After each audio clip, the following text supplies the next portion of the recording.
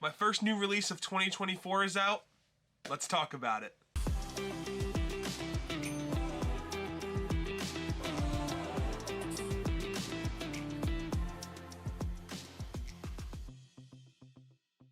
Hey there, my name is Caleb, and I love diving just a little bit deeper into our favorite TV shows and movies. If you can relate, join me down in the comments section and let's talk about just what movies you're excited for 2024. Obviously, this video is going to be mostly about Nightswim, but I'd still love to know what movies you're looking forward to so that I can review those movies specifically for you guys. I went into this movie kind of skeptical because I know that in January we a lot of times get these very like mishmash kind of stuff that really isn't usually too good, and that's kind of what I was expecting going into this. I didn't have the best hopes for it based on the trailers. Coming out of the theater, I absolutely was kind of surprised. Not, you know, that it was like a 5-star movie or anything, but it definitely had me interested. Real quick before we dive in, if you are new here, consider hitting that subscribe button, letting me know that you enjoy the content that I put out here. And let's dive into Nightswim. So the movie basically starts out where this family who had a former dad that played professional baseball, they're kind of looking for a house because he's been injured. He can't really do as much. And so they come across this house that has a pool, and they tell him, you know, oh, this would be really good for physical therapy, and so they decide to buy the house because they want to settle down in the neighborhood. Along the way, the pool actually, so the way that the pool kind of works is it grants a wish, but takes like the life of somebody in the family, like by bringing them to the pool or however it may be. The wish that it decides to grant to this family, and it's not so much that they make a wish, it's just something that like their biggest desire is kind of how it works. They make the dad healthy again, like he's able to hit baseballs and play baseball if he wanted to, but he doesn't actually end up like going back to professional baseball. He's just kind of able to like do what he wants again. At this point in the movie though, he kind of starts to get like very attached to the pool. It's kind of creepy actually. He's like, no, like I love that pool. It's really helping me.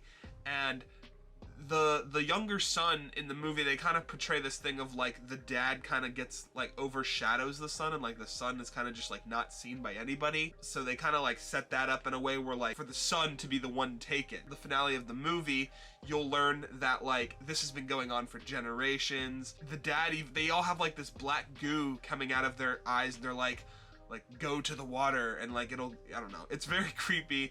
But all in all, at the very end, they basically, the daughter hits the dad, and that's enough to like get him to the point where he can kind of like choose if he wants to stay with it, and obviously he chooses not to stay with it for the sake of not losing his son. And he actually ends up making a sacrifice because the wish has already been granted, or the desire has already been granted. He sacrifices himself so that his son can live. Did not see that coming at all. I will say, there was this really weird shot in the movie where like you could see like the dad, and it looked like it was from like the 80s or something, of like the dad playing baseball. And it was just like a shot that keep coming up, and it was just, I don't know, it was a really weird lit shot. I kind of liked it actually. We have to talk about, there was this man in the movie like that was in the water, and he like looked like melted wax. Even like at the near the end of the movie when they show all the victims, you never see this guy. And like, I don't know if that's like the pure entity. I don't know who that is, but it's scary and I don't like it. They kind of mentioned that there are other people that have been taken by this, and the mom is actually like the one like kind of solving the mystery here. She goes to this one lady's house, and like you find out, and you kind of saw a little bit in the beginning of the movie where her son is sick, and so I guess the mom's desire for the son to get better.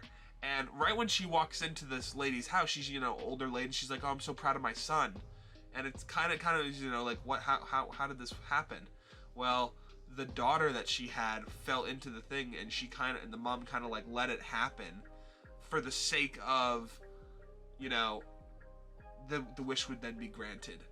And that's it gets like very dark, and then you learn that like these weren't the only people, that there were like generations of people, and that this used to be like a spring of some sort, and it kind of just dives into its whole lore part of the movie. At one point in the movie, it really reminded me, have you guys ever seen that episode of Supernatural where like they make the wish in the fountain and it like twists their wishes, it really reminded me of that episode a lot. I do want to say, Wyatt Russell absolutely delivers in this film, just like he does in most of his films and shows. But I'm so glad that he was in this movie, because he definitely was, like, for me at least, he was a spotlight in this movie and just made it a lot better than it probably could have been. There were even a few good jump scares throughout the way that, like, genuinely had me on my seat. There was a lot of scenes of just them, like, swimming around the pool and building up that tension. And a lot of cool shots as well of, like, how deep the pool could go. And there was just a lot of weird things that happened that, like, are never, like, 100% explained. But, like, the curiosity kind of is still there of, like, how exactly does this work, and how to, like, because there were, like, illusions and stuff that, like, things wouldn't even really be happening.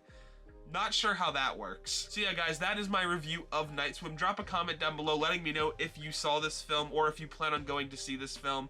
Again, I had a really good time with it. I think I gave it like 3.5 out of 5 on Letterboxd, but I think that it was a decent start for the year. And next weekend, I'll probably end up seeing The Beekeeper, and I've even convinced one of my friends to go see the new Mean Girls movie with me.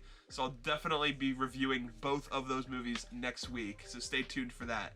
And thank you guys again just for all the support recently, and I will see you in the next video. Peace, guys.